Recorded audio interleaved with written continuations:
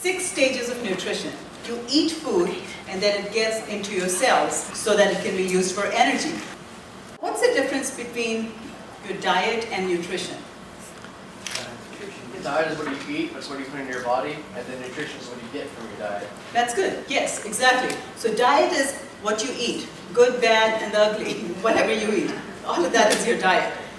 What you can benefit from, what actually gets to your cells in a beneficial way, that's nutrition. That is what's actually feeding the cells. So there's a difference between the two. And what's in your diet goes through this process of digestion, absorption after that, being circulated in your body, assimilated as needed, and then of course the waste is eliminated. But let's look at digestion. We'll focus on that for just a little bit. So what happens? When does the process of digestion start? It starts in your mouth. In fact, sometimes it starts even before you eat. When you smell a food you're about to eat, you start secreting saliva. And saliva has some digestive enzymes, amylase. That's the enzyme that's in saliva. So now when you eat the food and you chew it, the mastication process of breaking down secretes more of those buccal enzymes, the things that are in the mouth. That's the term for buccal. And it starts breaking down. Amylase acts on the carbohydrate first. Okay? So it starts breaking down carbohydrate. It starts there. Then that food passes through your esophagus. Right here, esophagus goes into the stomach. There's a sphincter, almost like a little valve at the top of the stomach that regulates the amount of food that goes into the stomach. Stomach has an acidic environment. It has hydrochloric acid, and that further breaks down the food. That's a good thing. Stomach acid is actually a really good thing. When reflux happens, it comes out of the stomach, that valve, the sphincter, is not working properly, it goes to the esophagus. That's when people get heartburn. You don't want that to happen. You want that little muscle to work properly. But the stomach acid is a good thing. It helps breakdown of some of the foods. It starts breaking it down and getting it ready for the digestive enzymes to start working. There are some enzymes that are acid-based enzymes that the body secretes that start breaking down the food in the stomach. Okay, after that, the stomach, because of this muscular motion of your the different muscles in your digestive system, is pushed from the stomach in about 1.5 to 2 hours from the stomach, and then it goes from here into your small intestine. The moment it enters the small intestine, there's a trigger there that tells your liver to send the digestive enzymes. Now these enzymes are produced by the liver and they're stored in your gallbladder. And there are 3 main types. There's lipase that breaks down the fat, there is the proteases that break down the protein, and then there is the amylases that break down the carbohydrate. Okay? So those 3 types of enzymes are all in the form of bile. They're stored in the gallbladder, and when the food comes into the intestine, they start getting pumped here. And the moment food goes from the stomach into the intestine, because of these digestive juices that are mixed into your food, it starts becoming alkaline.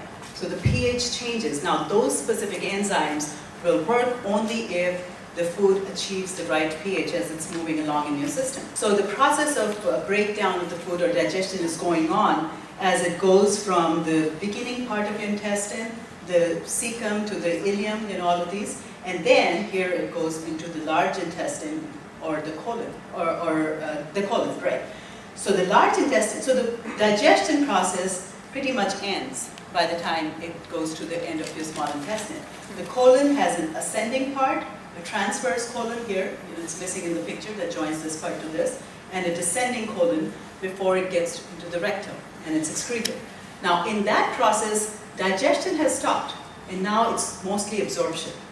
That all the juices that are already broken down, the protein broken down into amino acids, carbohydrate that's further broken down, fat that's emulsified and broken down into fatty acids, all of that starts getting absorbed. From this, now it goes into your blood and into your cells. So that's the process, okay? Now, a number of things can go wrong in this process. You may not produce enough stomach acid, for example. And so if there's not enough stomach acid process, the digestion is either incomplete or does not even start. The food is broken down, but it doesn't start. Your liver may not be producing enough digestive enzymes, may not be producing all of them. So there's several things that could happen. Usually you can tell where something is wrong based on the symptoms. So just generally speaking, if your symptoms are coming up, like belching, those kind of things, something's wrong in your stomach. If the symptoms are going down, then it's something wrong in your intestinal digestion system. That's a way to tell where the problem might be.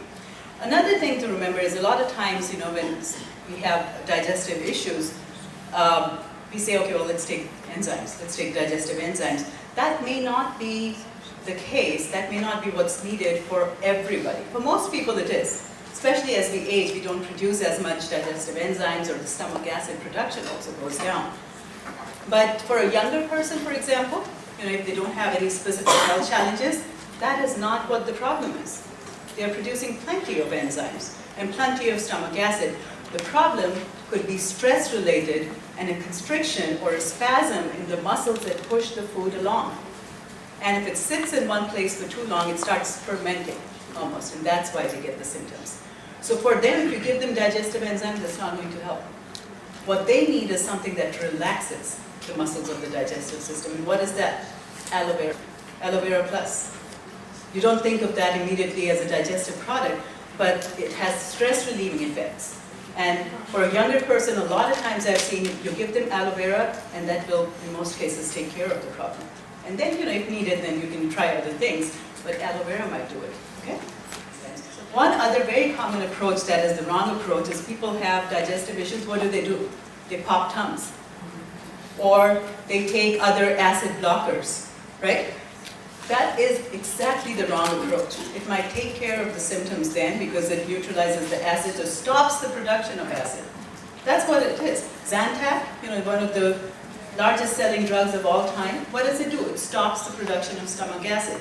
Are you helping the digestive system? You need the stomach acid for the enzymes to work.